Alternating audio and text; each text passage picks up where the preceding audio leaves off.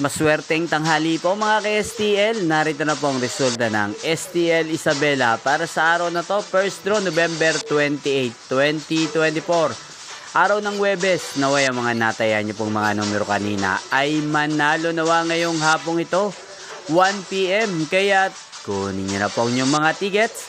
Narito na po ang resulta.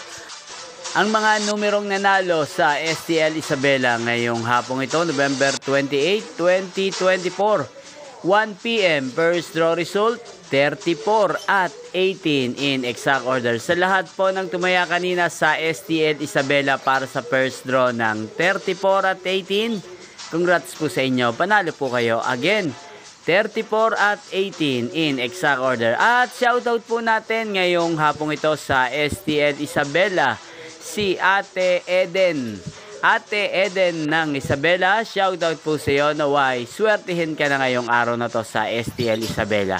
At sa lahat po ng mga taga Isabela dyan, shoutout po sa inyo. Naway, nasa mabuti po kayong kalagayan.